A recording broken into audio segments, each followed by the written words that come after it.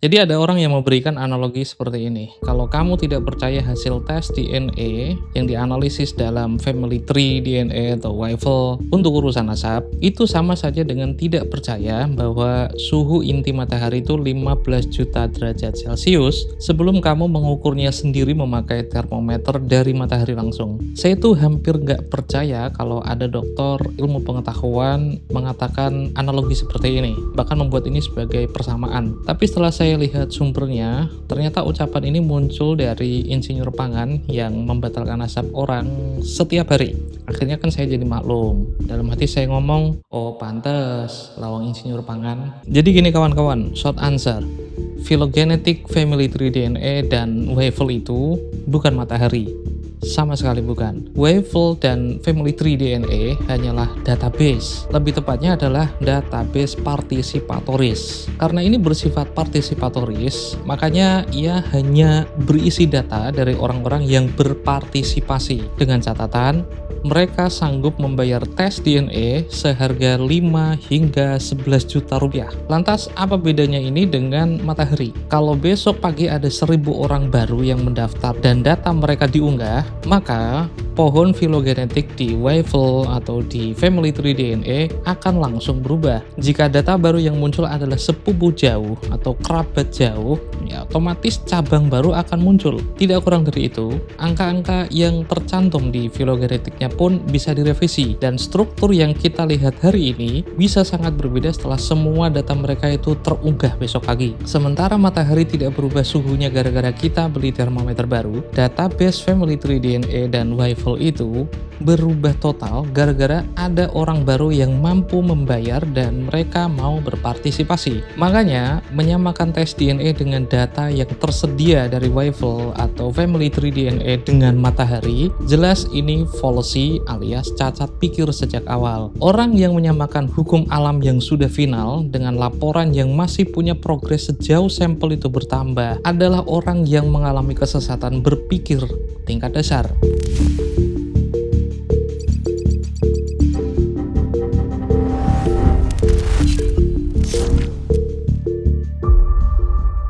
Oke, sekarang kita akan coba membedah memakai data yang sering mereka pakai untuk memustahilkan kabilah asal Hadramaut bernama Bani Alawi, yaitu haplogrupnya GY32612. Konon, pohon nasab DNA ini merepresentasikan garis keturunan Imam Ubaidillah atau Imam Ubaidillah sendiri atau cucu cicit Imam Ubaidillah yang wafat sekitar tahun 383 Hijriah atau sekitar 993 Masehi. Jika kalian lihat gambarnya, disitu kan tertulis form sekitar 7600 YBP dan TMRCA-nya 950 YBP. Ini artinya haplogrup ini terbentuk sekitar 7600 tahun yang lalu, sementara TMRCA-nya atau Time to Most Recent Common Ancestor itu berarti kapan ayah terakhir dari semua orang di cabang GY32612 ini hidup. Dan Imam Ubaidillah atau cucu cicit Imam Ubaidillah itu diperkirakan hidup sekitar 950 tahun yang lalu, ya, atau sekitar 1075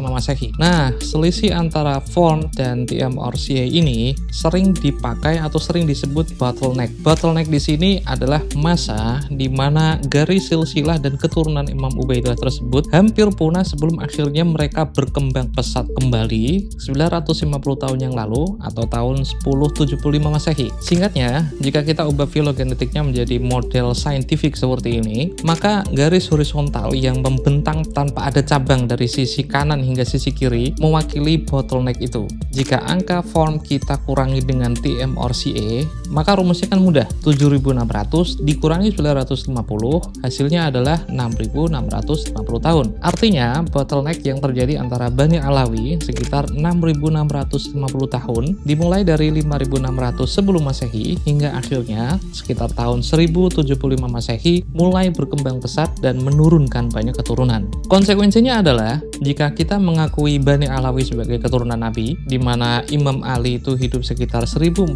tahun yang lalu, lalu, maka pohon silsilah ini tidak bisa membenarkan klaim tersebut. Kenapa? Jika Imam Ali adalah leluhur mereka, seharusnya di lini masa 1400 tahun yang lalu atau sekitar 626 Masehi ada garis vertikalnya. Faktanya, garis vertikal pertama di filogenetik Bani Alawi adalah 1075 Masehi atau 950 tahun yang lalu. Atas dasar itulah, mereka itu berasumsi pemilik haplogrup ini yang kemungkinan besar adalah Bani Alawi mustahil keturunan Imam Ali. Jika kita mengakui mereka sebagai keturunan Imam Ali, ya kita akhirnya membenarkan asumsi bahwa seluruh keturunan Imam Ali, baik dari Sayyidah Fatimah maupun istri-istrinya yang lain yang berketurunan lelaki ke bawah, sudah punah sebelum tahun 1075 Masehi. Seluruh keturunan Imam Hasan sudah punah, seluruh keturunan Imam Husain juga sudah punah, dan yang tersisa adalah Bani Alawi yang berketurunan pada tahun 1075 Masehi. Makanya dari data ini mereka kan menuduh kalau Bani Alawi itu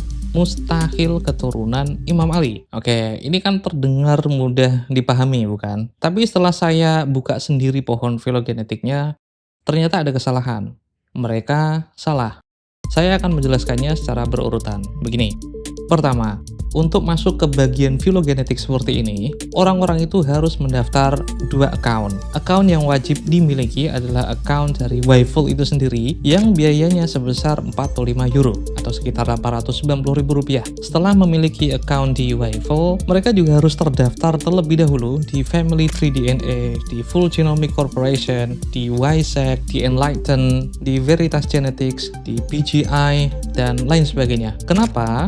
Kedua, Waiffle itu bukan laboratorium seperti Family Tree DNA yang mengirim kit, menerima swab, lalu menguji sampelnya di lab. Waiffle lebih tepat dipahami sebagai layanan atau server untuk menganalisis Y-DNA dari data yang sudah ada, bukan penyedia kit dan proses swab lalu diuji end-to-end. Jadi, selain mendaftar di Waiffle, user juga harus mendaftar di perusahaan lab terlebih dahulu. Pertanyaannya, kenapa hal ini diperlukan? Untuk nampak di filogenetika seperti ini, Waiffle memerlukan data dari laboratorium lain yang mampu menghasilkan data full chromosome sequencing lengkap dengan data SNP yang kompatibel dari masing-masing user. Jadi, data dari STR saja itu tidak cukup. SNP test juga nggak cukup, tapi harus full Y chromosome NGS sequencing. Pertanyaannya lagi, data apa saja yang diperlukan untuk masuk ke filogenetik Waiffle?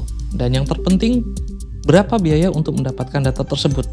Jika kalian membuka situs pendaftaran Waiffle, nampak bahwa Waiffle itu memerlukan raw data atau data mentah dari Next Generation Sequencing atau NGS dalam bentuk format BAM file, FASTQ file, atau VCF file. 3 data ini, seperti yang saya tampilkan dalam tabel berikut ini, jika ditambahkan biaya pendaftaran Waiffle, maka seluruh orang yang nongol di filogenetik Waiffle itu harus merogoh kocek antara 5 juta, dan ini yang termurah, hingga 11 juta rupiah untuk data termahalnya. Ini artinya pohon filogenetik yang saya tampilkan ini punya bias sampel. Kenapa disebut dengan bias sampel? Pertama, data filogenetik yang sering diunggah mereka itu dari pohon GY32612 ini hanyalah data dari orang-orang yang mampu membayar mahal untuk tes dan benar-benar punya hobi untuk genetika genealogi. Kenapa? Karena jika mereka tidak kaya, otomatis tidak akan mampu membayar uang sebanyak itu. Meskipun punya uang, namun tidak punya minat untuk genetika genealogi, ya tidak mungkin mau mengalokasikan dana sebesar itu.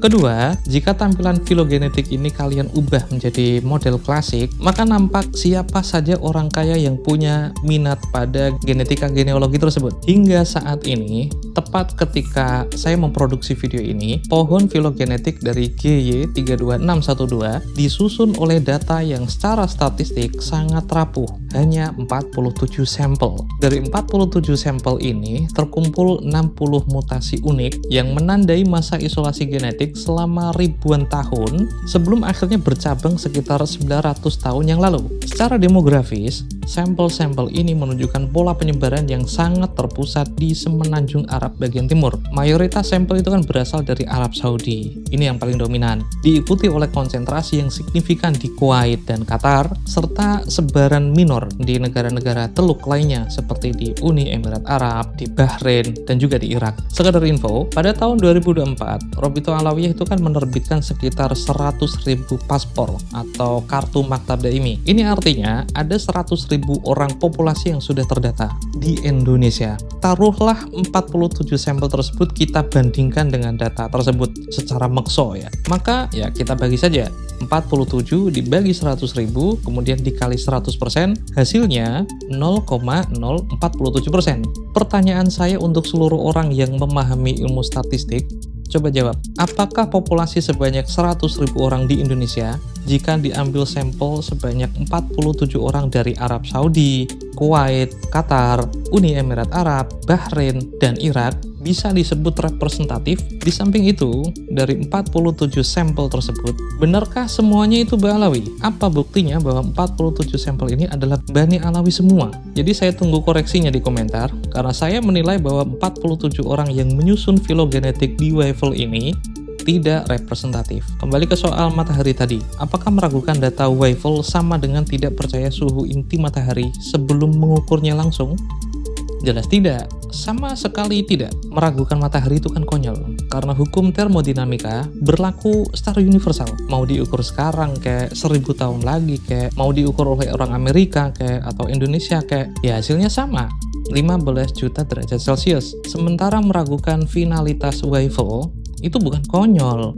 Itulah yang namanya kehati-hatian ilmiah yang sangat wajar. Karena database dengan 47 sampel dari orang-orang yang mampu membayar jutaan rupiah memang belum representatif. Ini juga bukan hukum alam. Ini sensus yang belum lengkap yang tidak boleh diklaim sebagai kebenaran final. Jadi kalau ada orang yang bilang kamu harus percaya data dari Waffle yang ini seperti mempercayai matahari dan kita harus percaya kalau Bani Alawi mustahil, jawab saja begini, saya percaya Waffle sebagai alat terbaik yang ada sekarang. Tapi saya tidak percaya 47 orang sudah cukup untuk memvonis NASA populasi ratusan ribu orang ini batal. Jangan lupa follow dan subscribe Pemejang Antor karena ini adalah video serial pertama. Saksikan video serial berikutnya. Saya Romo Labas, sampai jumpa.